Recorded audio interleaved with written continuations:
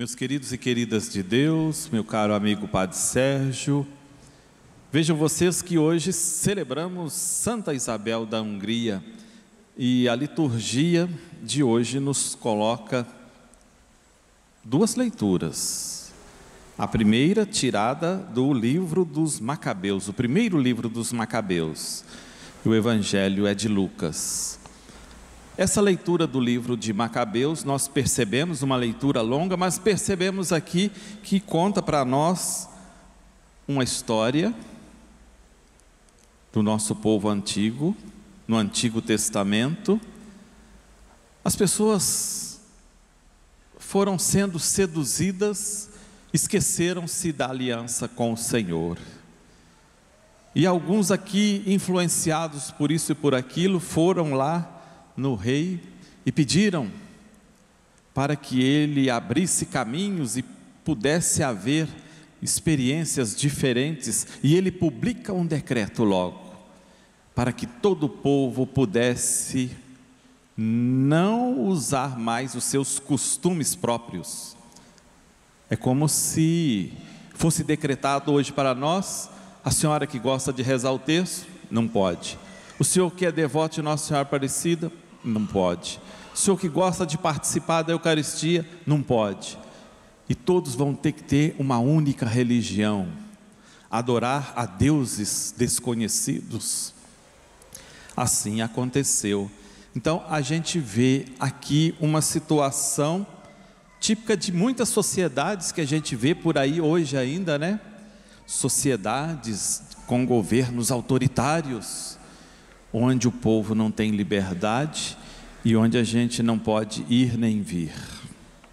Não respeitam a tradição, não respeitam a fé do povo, não respeitam a história do povo. E aí fazem as suas próprias leis e com essas leis oprimem o povo de Deus. Então houve muito sofrimento, houve morte, houve descontentamento, houve gente que não ficou feliz vivendo uma situação dessa aqui, porque feriu o grande presente que Deus deu à pessoa humana, a liberdade. É um dos grandes presentes que Deus nos deu. Ele nos deu a liberdade. A liberdade é algo precioso do ser humano, e a gente às vezes só dá valor à liberdade quando a gente perde a liberdade.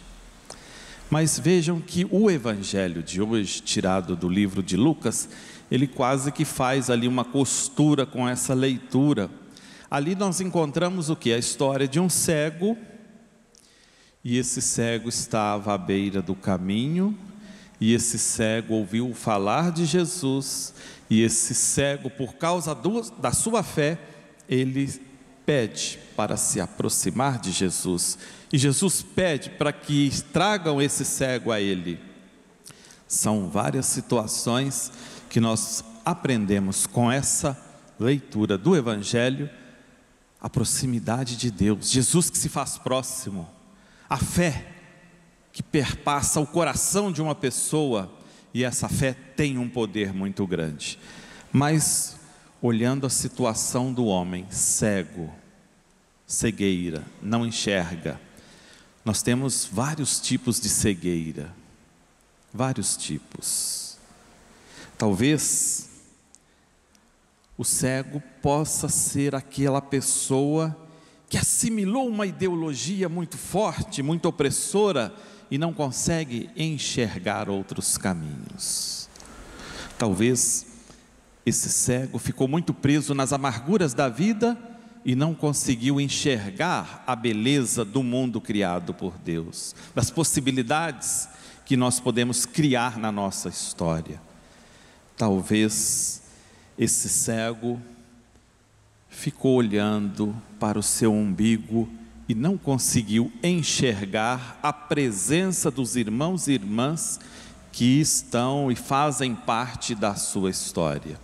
São muitos tipos de cegueira, e nós vemos que hoje existe essa cegueira que, ligada à primeira leitura, que podemos chamar de cegueira ideológica, cegueira autoritária.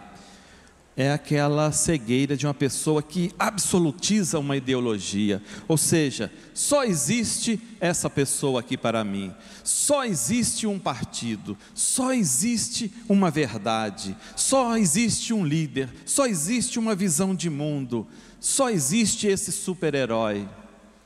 Aí perde a capacidade de enxergar e perceber que a vida, ela é feita e composta de várias pessoas que fazem parte da história, e a gente não pode absolutizar tudo num único caminho, numa única pessoa, numa única ideia, porque isso aí empobrece a nossa vida.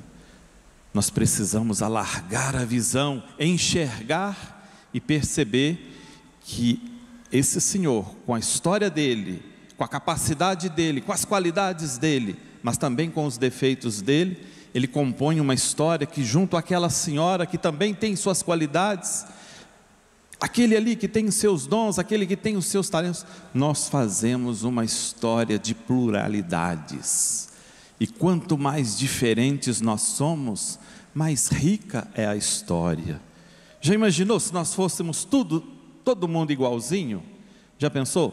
Vamos supor que todo mundo aqui, como meu amigo gosta de usar aí a camisa azul, viesse todo mundo de azul, o que iam falar de nós, né? Olha, todo mundo cruzeirense, ó, já iam rotular, né?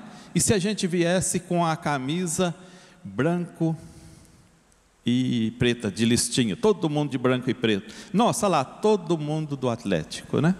Então a gente cria rótulos, colocamos rótulos nas pessoas por causa de estar assim ou assado.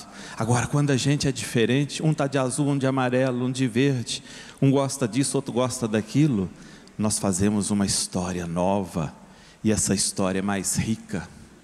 Então, o perigo da gente ser cego e ideologizar ou endeusar uma única coisa, isso não presta, porque todo mundo tem valor, e todo mundo tem defeito. E quando a gente coloca um ali no pedestal e acha, nossa, esse é o meu super-herói, e quando o herói pisa na bola e cai, aí derruba a gente, né?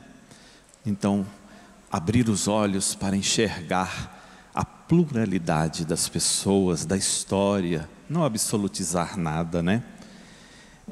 Quando a ideologia vale mais que a pessoa humana, o reino de Deus não aparece. Porque o reino de Deus, ele começa e acontece sempre pela dignidade das pessoas, respeitar a pessoa humana, enxergar o valor do outro.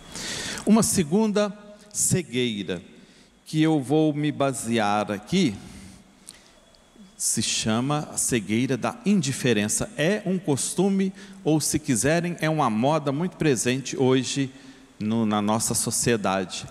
E o nosso querido Papa Leão XIV, eu vou mostrar para vocês aqui, ele escreveu uma exortação apostólica, que se chama Dilexi Te, eu amei-te. E essa, peço que mostrem aí, e essa exortação apostólica do Papa Leão, ela fala sobre o amor para com os pobres, e essa exortação, ela vem provocar a gente, para a gente não entrar nessa moda da indiferença.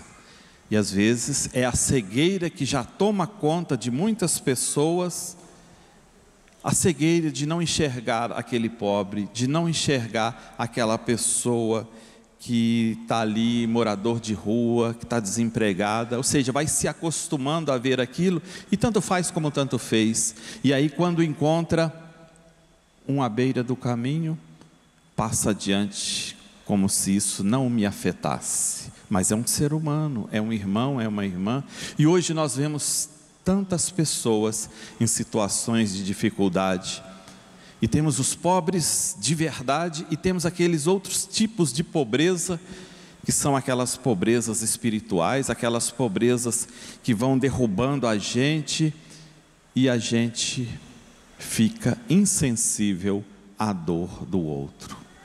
É uma cegueira grande a insensibilidade diante das dificuldades do meu irmão, da minha irmã, que convive comigo, que faz história comigo. Pedimos ao Senhor que nos livre desta cegueira.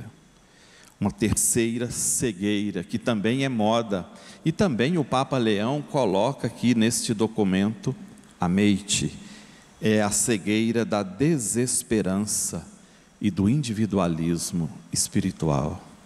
Você já percebeu na sua comunidade quanta gente perdeu a esperança? Quanta gente que vive um individualismo espiritual, ou seja, ele reza, mas ele reza para si assim, e aquela sua oração não cativa, não ajuda a mudar de vida, não chega no outro, não faz com que a pessoa mude de vida. É aquele negócio, eu rezo, mas eu rezo para mim e não me importa o outro. E a desesperança é esse negócio, eu olho para a realidade, eu estou machucado com a realidade, eu passo tantas dificuldades, mas eu não consigo olhar para diante, eu fico olhando para baixo, não olho lá para frente, não consigo ver o horizonte, eu fico preso no meu mundinho aqui, perdeu a esperança. Nós estamos vivendo o ano da esperança, e o Papa reforça, mostrando para nós, tenhamos esperança. E a esperança faz com que a gente se mexa, que a gente se transforme, que a gente se desinstale, que a gente consiga romper as barreiras. E aqui nós queremos romper essa possibilidade da cegueira. Este cego do Evangelho, ele rompeu quando ele ouviu falar de Jesus. Se ele ouviu falar de Jesus é porque alguém falou de Jesus. Vejam a importância de um testemunho autêntico, a importância do anúncio do Evangelho, a importância de se falar de Jesus, a importância de nós que rezamos e que não temos essa cegueira de um espiritualismo assim vazio, mas um espiritualismo comunitário, ligado com o projeto de Jesus, da gente fazer a oração, participar da igreja, celebrar e levar adiante a palavra, testemunhar, contar. Se não houvesse alguém que contasse para o cego quem é Jesus, ele não teria encontrado Jesus. É a primeira coisa. A segunda coisa, ele tem fé. A fé faz com que ele se mova, a fé faz com que ele peça para encontrar Jesus. A fé faz com que ele se desinstale. É uma fé verdadeira, que transforma, que mexe com a gente, que faz com que a gente se mexa. E ele pede para ir até Jesus. E Jesus ouve falar de um tal cego que estava ali à beira do caminho, e Jesus pede para trazê-lo, e Jesus se mostra próximo. Aqui tem um terceiro elemento do Evangelho fundamental.